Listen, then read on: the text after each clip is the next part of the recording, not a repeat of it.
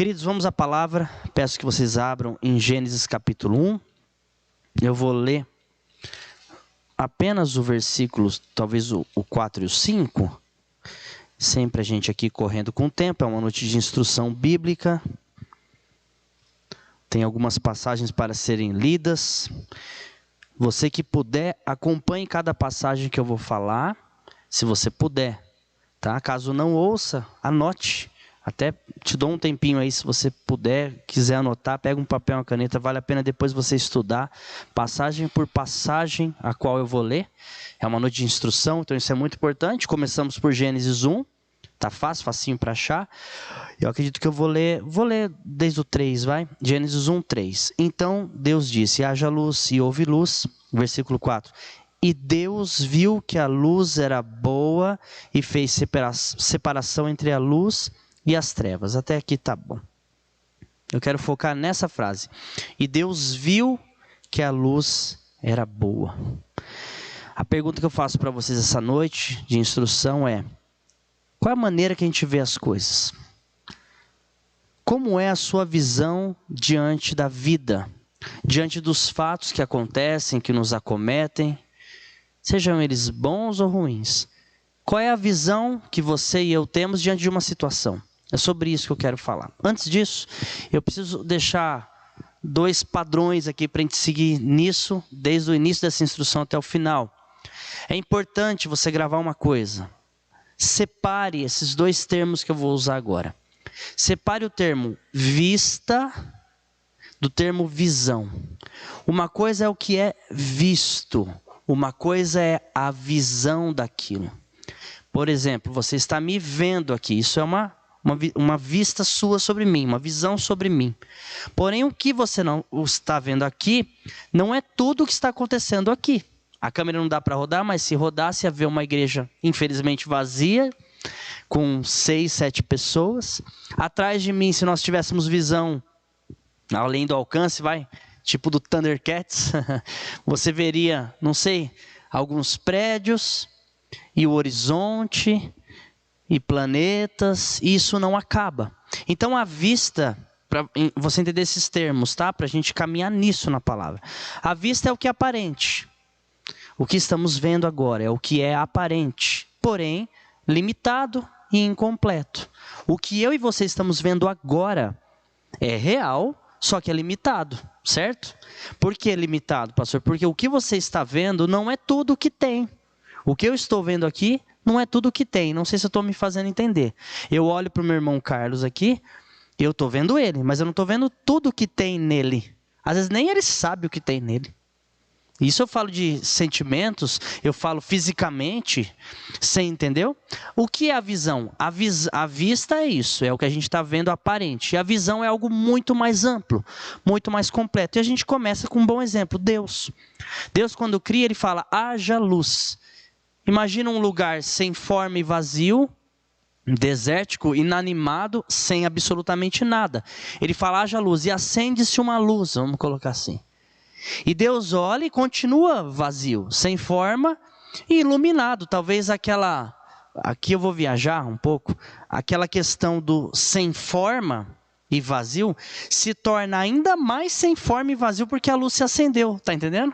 Você acende a luz do seu quarto e você vê coisas, né? Às vezes está bagunçadão lá, se está apagado, você não consegue perceber. Então, quando Deus olha isso, ele vê que a luz é boa, só que a visão de Deus não é igual à nossa. Se tivesse algum palpiteiro junto com Deus que não tinha, ainda bem, ia falar, mas só isso? É isso a sua criação? Uma luz? Essa é a diferença da visão de Deus para a nossa. Se Deus quiser, vamos navegar pela Bíblia e que o Espírito Santo te leve para a visão do Criador, não a sua visão, porque a sua e a minha visão vai sucumbir à nossa fé, porque ela é muito limitada. Ela é muito limitada. Então você imagina Deus, quando ele vê que a luz era boa, a visão de Deus ele já tinha visto tudo. Ele apreciou aquela luz porque ele sabia que os desdobramentos daquilo seria uma terra perfeita, com animais, com fauna, com flora, com todos os luzeiros, com mares, com separações, com todas as maravilhas. Então essa é a diferença. Então eu quero navegar um pouquinho pela Bíblia e já vou fazendo as aplicações da nossa vida por causa do tempo.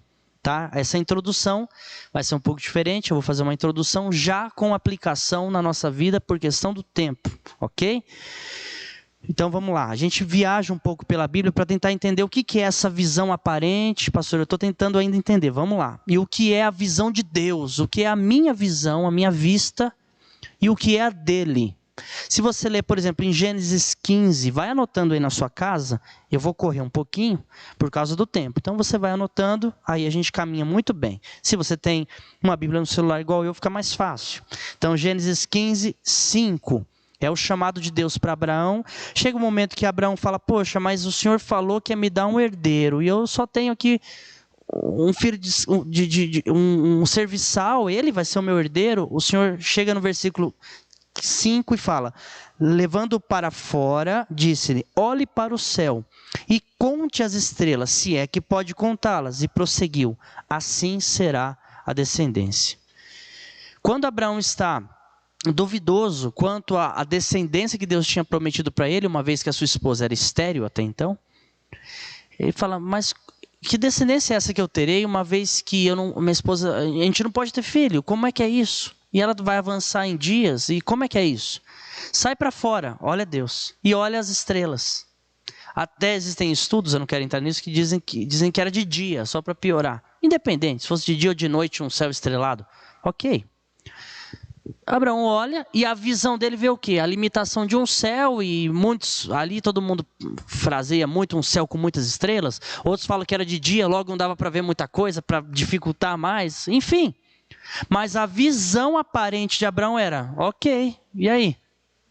Agora, enquanto Abraão via o céu, o Senhor via a promessa. Então Deus caminha conosco tentando nos direcionar para a visão dele. Essa é a pegada. Enquanto nós estamos vendo um céu, Abraão está vendo o céu, o Senhor está falando, a sua descendência vai ser muito mais numerosa que essas estrelas. Vem comigo, Abraão, entra na minha visão. E é assim que Deus caminha conosco hoje, não é diferente. Enquanto nós vemos de maneira limitada algumas coisas, o Senhor está vendo além e além e além. E o desafio dessa noite e da nossa vida é nós nos encaixarmos nessa visão. Outra, Gênesis 24, vamos correr aqui rapidinho, Gênesis 24, vamos falar do Isaac, por exemplo. É interessante essa, Gênesis 24, eu vou pular lá para o 62, vamos correndo. Isaac, Gênesis 24, 62. Isaac tinha voltado de Beer-Lahai, aí a sua mãe, Sara, tinha morrido. Olha, o filho da promessa veio, que é o Isaac. A sua mãe tinha morrido, ele estava inconsolável. No 63. Certa tarde saiu ao campo para meditar. Ao erguer os olhos, viu que se aproximavam camelos. Rebeca também ergueu os olhos e viu Isaac. Ou seja, tem toda uma história de que Rebeca foi preparada para Isaac, Deus confirmou, é bem interessante você ler todo o capítulo. E ela desceu do camelo e perguntou ao servo, quem é aquele homem que vem pelo campo ao nosso encontro? É meu senhor, respondeu o servo. Então ela se cobriu com o véu. Depois o servo contou a Isaac tudo o que havia feito, que era como ele escolheu a esposa do Isaac para ele. A Rebeca foi escolhida de uma maneira muito interessante para o Isaac. No 67, Isaac levou Rebeca para a tenda de sua mãe Sara, fez dela sua mulher e a amou. Assim Isaac foi consolado após a morte de sua mãe. Olha que interessante. Isaac e Rebeca se viram, é uma visão aparente. Porém Deus tinha muito mais do que eles se verem. Eles se amaram, se tornaram homem e mulher e foram consolados, principalmente Isaac, porque tinha perdido a sua mãe Sara, e dali a descendência continua. Então perceba que de um encontro, eles não se conheciam, é muito interessante essa história, até bonita, é usado muito em casamentos e tal, é linda essa história, de como Deus de fato prepara a esposa para o marido, e eles se encontram e Isaac de maneira inconsolável que ele é consolado. Como é que eu aplico isso na minha vida, pastor? Quem que está aí do seu lado? Quem Deus te deu, homem? Quem Deus te deu, mulher? Talvez a nossa visão aparente brigas, situações. Eu estou ouvindo muito, quarentena, está um desastre, é muita briga, que eu não aguento meu filho, que ele tem que ir para a escola, que eu vivo brigando com a minha esposa. Ora, existem formas de ver uma mesma coisa. Que tal você ver como bênção, como alguém que está aí para te consolar? A tua esposa que está aí para te consolar, o teu marido, ou quem Deus te entregou, o teu filho, não sei com quem você mora. Em vez de você olhar e a sua visão ser apenas as discussões e as limitações, enxergue que tem uma família agora, ou duas, eu não sei, chorando pela morte dessas duas pessoas que a gente acabou de contar aqui. Tudo é questão de visão. Qual é a visão? O que é aparente, as discussões, as intrigas que tem num lar. Eu não estou tirando isso. Ou é a esposa, o marido que Deus te deu, assim como foi para Isaac. Ele poderia ficar, não quero esposa, agora eu estou de luto, quero só ficar chorando pela minha mãe. Não, ele entendeu que ela era um consolo para ele. Assim é um consolo para a tua vida, meu irmão, você que está aí do outro lado. Abra a tua visão. Quem Deus colocou no seu lado? Quem Deus colocou para você cuidar? Quem Deus colocou para cuidar de você? É um consolo. Amplie a sua visão. Quer mais? Números. Vamos a Números. Vamos dar um salto na história. A gente vai para Números 13. Lembra quando o povo que estava no deserto é chamado por Moisés para espiar a terra prometida? Lembra dessa passagem? Tudo é uma questão de visão, vamos entender? Números 13, lá no 27. Olha que interessante. Vem comigo. Não perde o ritmo, não. Que Deus, eu tenho certeza que Ele já está falando, mas vai falar muito mais.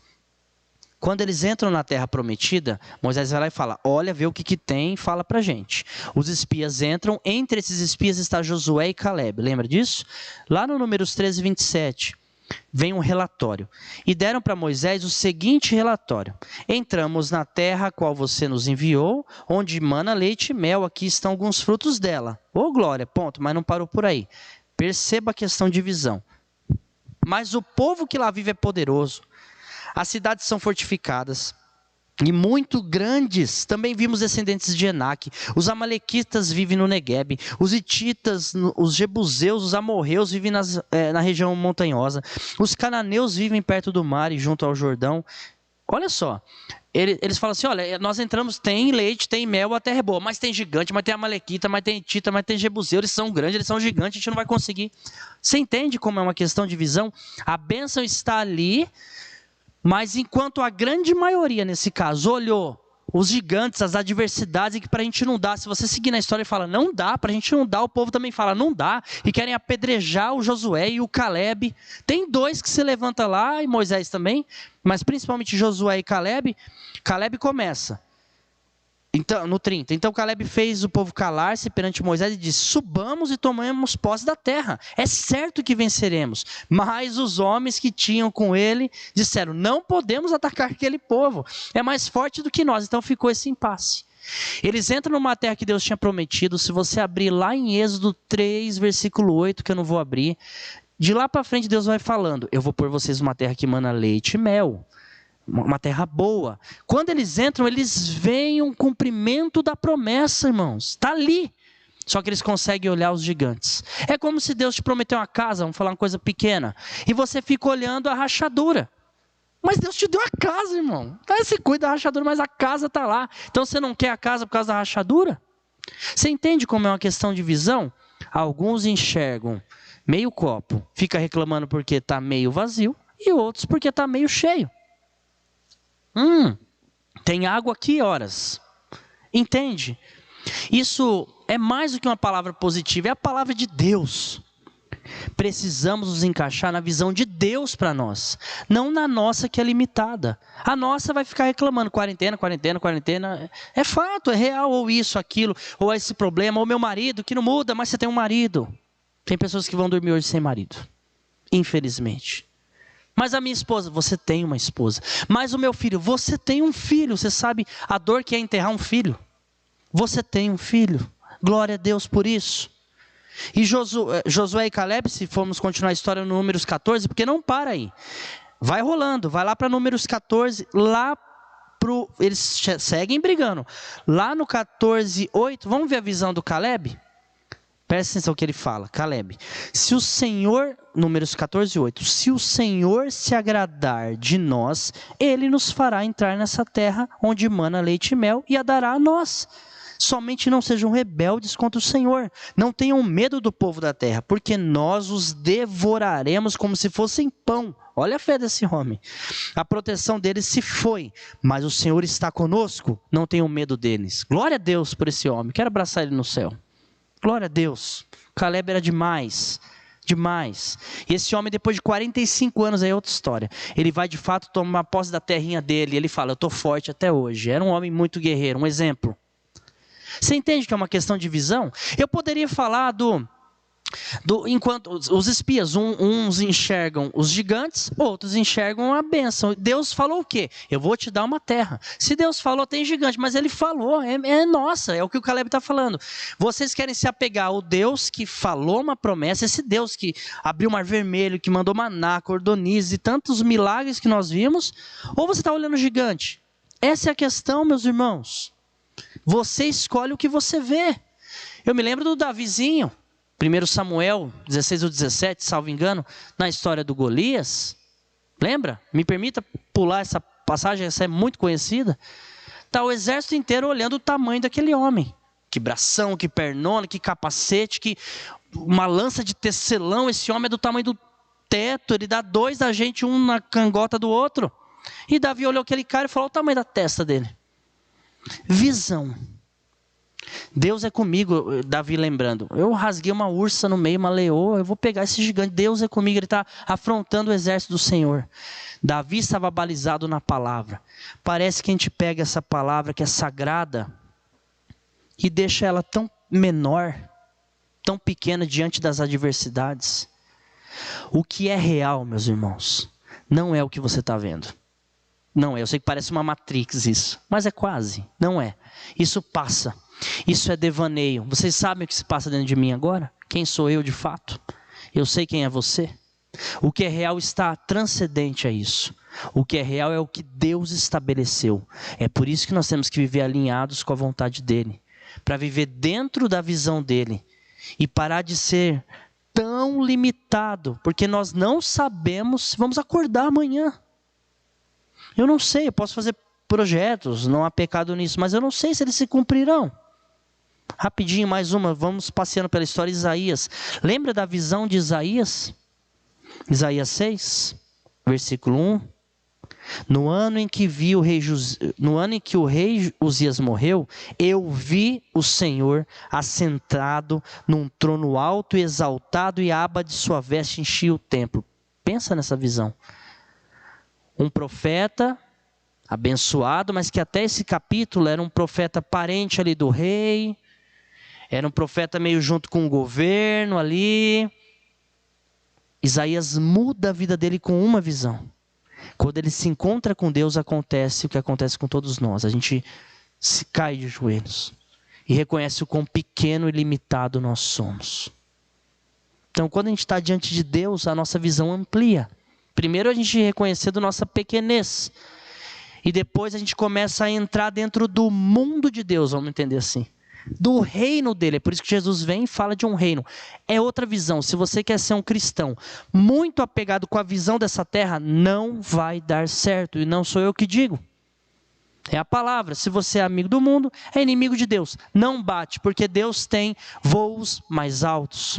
Uma visão além, que você não está vendo. Então aqueles que vivem da aparência vão se distanciar de Deus, não conseguem seguir, porque Deus nos dá desafios além, tipo Abraão, olha para o céu. Tipo Ezequiel, olha os ossos secos aí, e aí, será que sai gente viva desses ossos? É assim que Deus trabalha, e esse é o desafio. Eu pulo para o Novo Testamento rapidinho, dentro da introdução. Olha que interessante, Mateus 7, bem conhecido, né? Eu vou ler o versículo 3 em diante, Mateus 7, aí é Jesus dizendo, eu vou ler desde o 2. Mateus 7, 2. Pois da mesma forma que vocês julgarem, vocês serão julgados, e a medida que usarem também será usada para medir vocês. Presta atenção. por que você repara o cisco que está no olho do seu irmão e não se dá em conta a viga que está no seu próprio olho? Como você pode dizer ao seu irmão, deixe-me tirar o cisco do seu olho, quando há uma viga no seu? Hipócrita, tira primeiro a viga do seu olho, então você verá claramente para tirar o cisco do olho do teu irmão. Sabe isso que está querendo dizer? Enquanto a gente fica vendo a vida dos outros, julgando a vida dos outros, o Senhor está dizendo, olha primeiro para você. É muito difícil a gente ampliar a visão para isso aqui. E olhar para nós e reconhecer tantas limitações que a gente tem. Tantos pecados. Tantas coisas que precisamos melhorar. Essa semana mesmo eu estava falando com a minha esposa. E eu procuro me policiar a todo momento e falar, Camila, certa situação que está acontecendo é um sentimento que, se eu não tomar cuidado, começa a brotar em mim, pequeno, bobo, uma raposinha, que preciso matar isso. Isso não é de Deus. Eu não tenho vergonha de dizer. Nós somos pecadores. Nada astronômico, mas coisas. É assim que começa pequeno. Você ter a hombridade de ampliar a visão e falar, deixa eu identificar aonde estão acontecendo os pequenos problemas em mim. Não adianta eu olhar no outro. Esposa, mulher, muda aí você. Muda mundo, muda Bolsonaro, muda Dória, muda... Não, mude você. Mude você. Depois você olha para os outros. Mude você. Mude a sua realidade. Você sabe a única pessoa na face da terra que você pode mudar? Você já respondeu, com certeza. Você. Os outros, eu posso orar por eles, para eles mudarem. Eu posso tentar influenciar com um bom conselho. Agora, eu não tenho a garantia que eles vão mudar. Agora, tem uma pessoa que eu tenho a garantia que pode mudar e o papai do céu vai ajudar. Eu. Os meus dilemas, os meus sentimentos torpes, pequenos, médios ou grandes, ruins, sentimentos ruins que temos, vontades ruins que temos, eu posso mudar primeiro. E, inclusive, eu não sou da turma do não julgueis. Não é isso não. Porque Jesus fala, depois você tirar o argueiro, a viga do seu olho, aí você tira do seu irmão. Aí você pode ser usado para repreender, sim. Mas olha você primeiro. É isso que ele está dizendo aqui no versículo 15. Hipócrita, tire primeiro a viga do seu olho. Então você verá claramente para tirar do olho do seu irmão. Amplie a sua visão. Nesse caso, quer ampliar a visão e viver conforme a visão de Jesus, ele está dizendo, olhe para você primeiro. Para as suas dificuldades primeiro. Para o seu pecado primeiro. Para aquilo que você pode fazer. Diante de uma situação, o que eu posso fazer? Não adianta eu apontar o que tem que ser feito. O que eu posso fazer? Eu queria tanto que a tal pessoa mudasse. Talvez até legítimo esse seu querer. Continue orando. Não está errado. Mas que tal você começar a mudar? Você só pode mudar você. Marcos 8, 22. Seguindo um pouquinho adiante aí. Eu tive que pular alguns aqui. São muitas passagens sobre a visão do homem versus a visão de Deus. É muito interessante. Marcos 8, 22, por exemplo, é uma cura de um cego. Tantos cegos que Jesus curou. Eles foram para Betsaida, isso é Marcos 8, 22. E algumas pessoas trouxeram um cego a Jesus, suplicando-lhe que tocasse nele.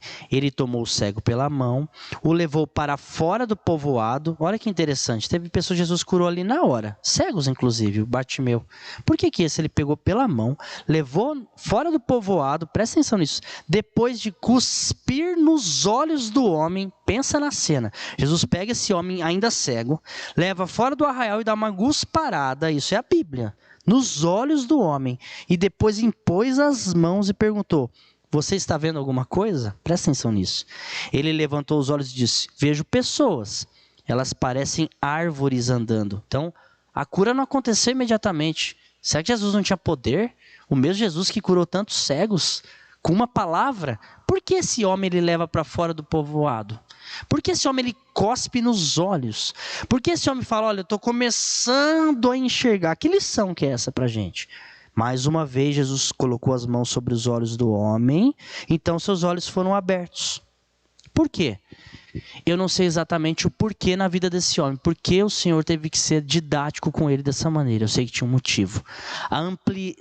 amplitude, vamos colocar assim, da visão desse homem precisava ser mais do que a questão física, com certeza.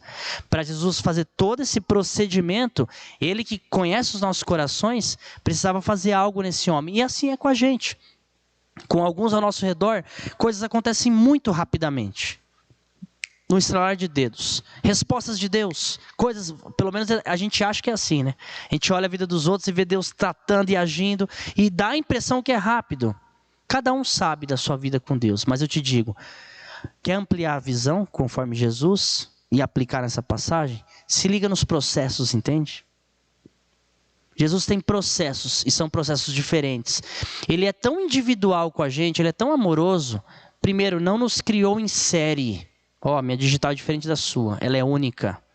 Ele também não nos trata como série, nos trata individualmente. Ele tinha um tratar com esse homem, precisou tirar ele do povoado. Não sei, podemos conjecturar aqui. E depois que ele cura, ele fala, não entre no povoado.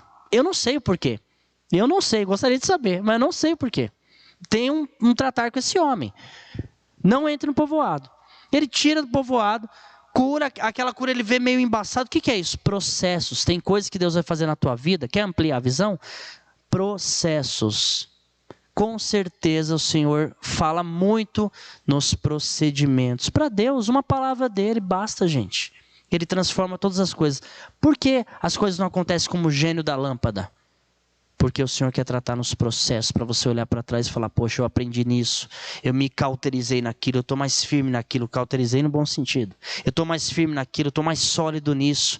Se eu não tivesse sofrido aquilo, eu não tinha entendido isso. Se eu não tivesse passado por aquilo, eu não tinha entendido isso. Eu até não gostaria de ter passado, mas hoje eu entendo que ao passar valeu a pena. Amplie a sua visão. Quem foge de luta é covarde na fé. Quem foge de enfrentamentos de luta e quer viver só numa aparência boa é covarde e é irreal. Ninguém consegue viver assim. Os dilemas virão, as adversidades virão, mas aquele que amplia a sua visão e vive conforme a de Deus, mesmo não enxergando, não entendendo, como esse cego, está tudo embaçado, mas tudo bem, o Senhor me tirou do povoado, eu estou indo, o Senhor cuspiu em mim, tem problema, o Senhor põe a mão de novo, eu estou aqui, rendido aos processos que o Senhor quiser fazer, ao tempo que o Senhor quiser trabalhar. Tem lutas com você, comigo também com certeza, que a gente tem orado desde a nossa conversão, tem coisas que a gente ainda não mudou, não é?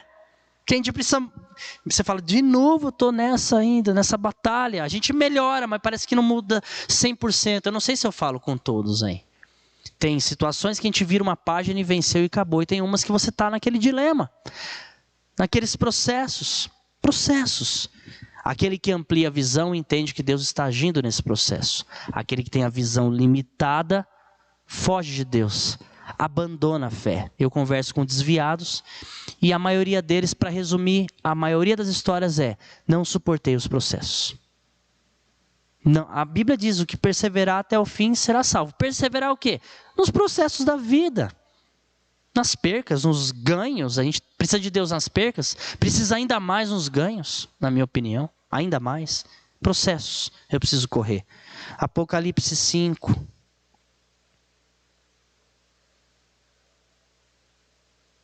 Do 1 ao 5, rapidinho.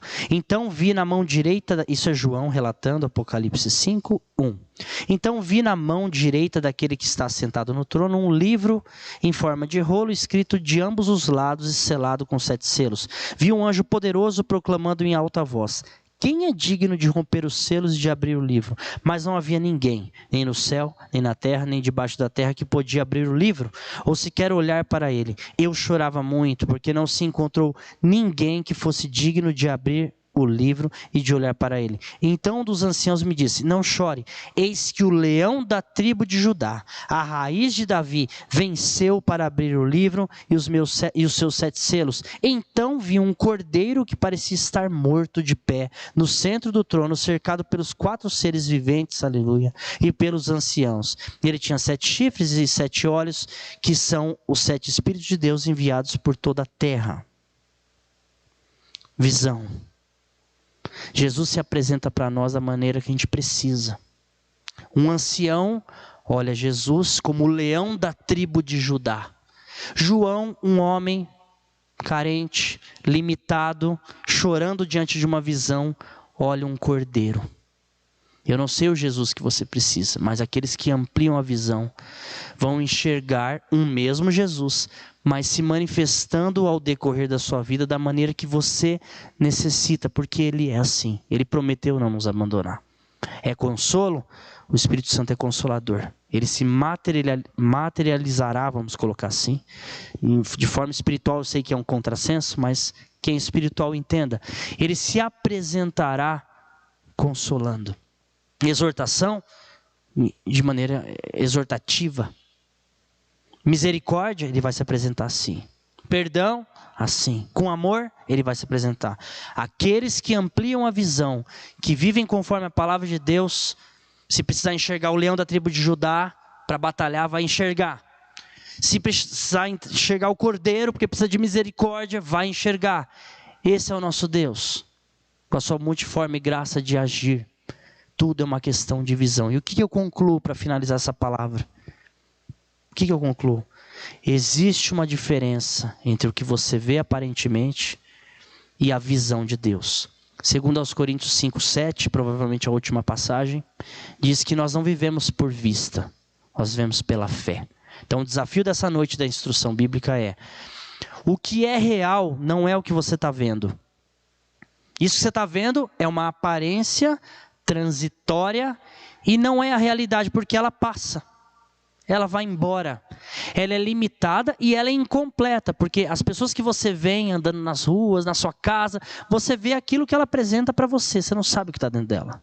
Você não sabe nem o que está dentro por completo de você. Nem os seus reais sentimentos completos você não sabe. Agora o dono de uma visão mais ampla, que é Deus, ele sabe. Aquele Deus que viu que a luz era boa lá no começo, e que daquela luz que se acende, ele viu tudo já. É nessa visão que a gente tem que pegar. Aí fora está na moda falar, pega a visão. Eu vou usar esse jargão hoje, não gosto de jargões. Mas pega a visão. Só que não a desses coaching gospel, com todo respeito. A de Deus. E onde ela está? Na palavra. Que tal se cercar de oração, se cercar de santificação para entender essa visão de Deus? Se cercar de bons amigos que conhecem a palavra, que vão te dar bons conselhos, a Bíblia diz da multidão dos conselhos. Se cercar da palavra, da leitura, da vontade dele. E o que eu faço, além de me cercar disso? Levanta e anda, meu irmão.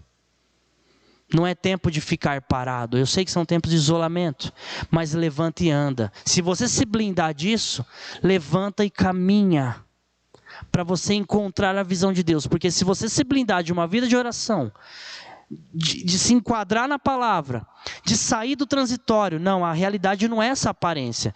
Tudo bem, a gente se desespera. Eu me desesperei nessa quarentena algumas vezes, não sou hipócrita, me preocupei. Mas eu sempre recorria, o que é real para mim que sou cristão, que eu estou vivendo agora, esse desespero de agora, de alguém que é informal? Ou a realidade é o que a palavra diz? Eu te digo, a realidade é o que a palavra diz a nosso respeito, e não o que estamos vendo.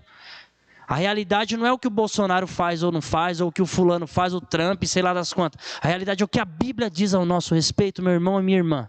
E o que ela diz?